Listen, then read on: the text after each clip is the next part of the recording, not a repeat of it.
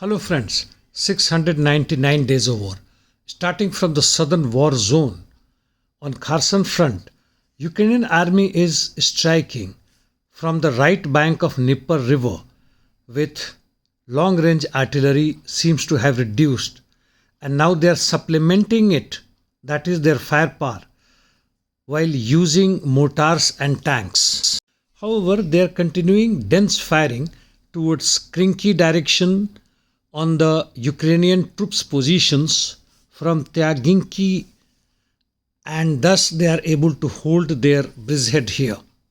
On Zaporizhia front, by and large the parity between the two forces is maintained and therefore no significant changes except that positional battle continues while Russians carried out attack towards the west of Rabatino. In Rimivki salient, Ukrainians carrying out attack in the area of Urozhain but no gains. In north on Kupyansk front, Russian army expanded its control zone towards the northern side of N26 highway leading to Kupyansk.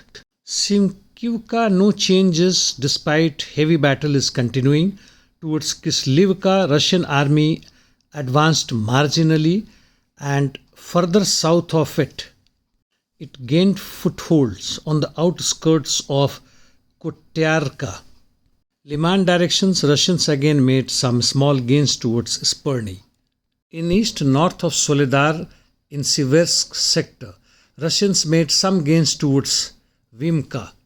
On Bakhmut front, Russians have entered Bogdanovka village in the center of it and were able to push Ukrainians out of it, though Ukrainians are still holding 1/3 of the village towards western or southwestern side.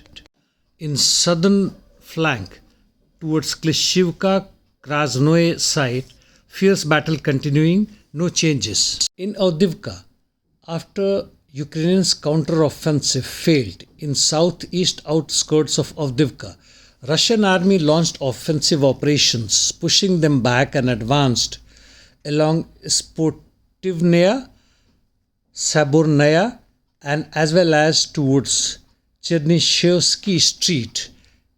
They are also advancing northwest of Zarskaya Okhote, which they had captured a day before. After silence for many days, Russians have again started attacking from Opitnaya direction. In north, heavy fight continues for Stepnoe.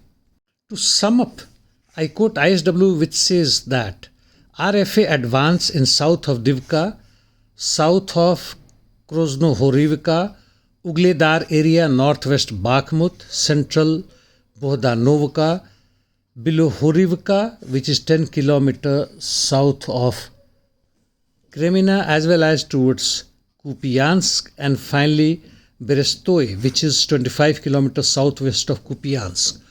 Quite a lot of gains for the Russian army, except in south. Ukrainian army continuing its attack with the help of missiles as well as UAVs in Leningrad, Belgorod and other regions.